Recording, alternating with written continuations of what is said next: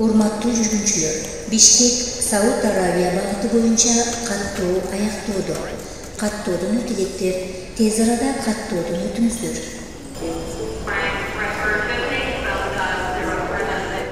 Умра сапарына жол тарткан элем.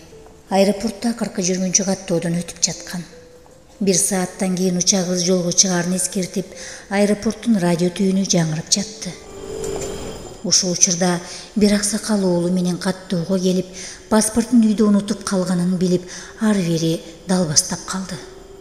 Жарыктык киши паспортун үйүнө барып алып келүү үчүн 2 саат убакыт керектигин айтып, учак күтө алар бекен деп чабалактап сурады.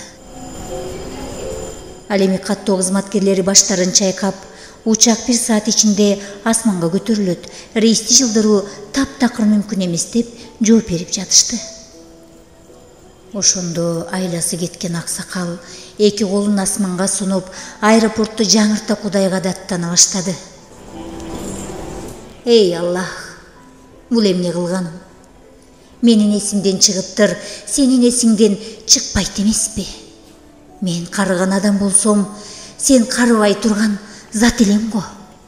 Мен унутуучу пендең болсом, сен унутпоочу затсың го. Менин эсимден чыккан болсо, эмнеге сен эстетпедиң? Деп кайра кайталап кыйкырып жатты. Муну көргөн жүргүнчүлөр эстери болуп, айраң таң калып карап турушту. Мен акырын аксакалдын жанына барып, "Ата, бул кылганыңыз Кудайга жакпайт. Кудайга ушундай мамиле кылганыңыз кандай?" десем угуп да койгон жок. "Мени өз Кудайым менен тынч кой" дегенсип, кайра "Мен уnuттум. Сен унутпайсың го. Мен карыдым, сен карыбайсың го" деп залды башына кийип кыйкырып жатты. Ары бери өткөн жүргүнчүлөр, Аллах менен да ушундай мамиле кылабы?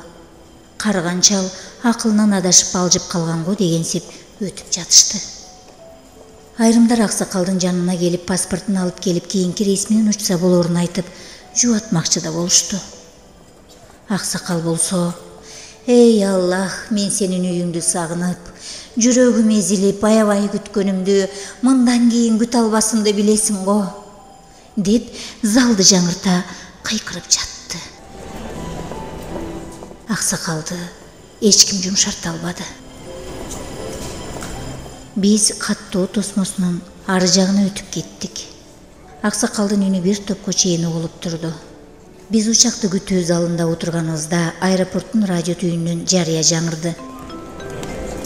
Урматтуу жүргүнчүлөр, аба ырайынын кескин өзгөрүп кеткендигине байланыштуу баардык учактар 4 сааттан кийин учат. Залдагылар өзүбүз менен өзүбүз убара болуп, кыжы болуп калдык. Арадан бир канча убакыт өткөндөн кийин "Аллах акбар, Аллах акбар, Аллах улук" деп баягы аксакал колунда паспорту менен кирип келди. Ошол учурда биз дагы көзүбүзгө жаш алып "Аллах акбар" деп кайталап жибердик. Аксакал жаныма жакындап келгенде мен анын колунан өптүм да, атабыз Кудайга ушунчалык чын ыкласы менен, Кудайды көрүп тургандай терең ишеничи менен кайрылганда, Аллах асмандагы абаны өзгөртүп, учуу графигин такыр өзгөртпөй турган баардык учактарды токтотуп, баардык жүргүнчүлөрдү күттүрүп, аксакалдын суроосуна жооп берди го деп айраң таң калып турдум.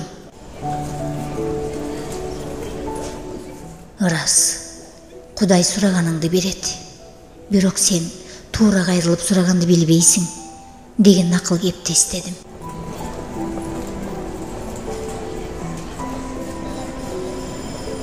Чындыгында биз пенделер Кудайга кайрылууну билбей жүргөндөйбүз. Аллах баарыбыздын ыйманыбызды саламат кылсын деп тилеп жаттым.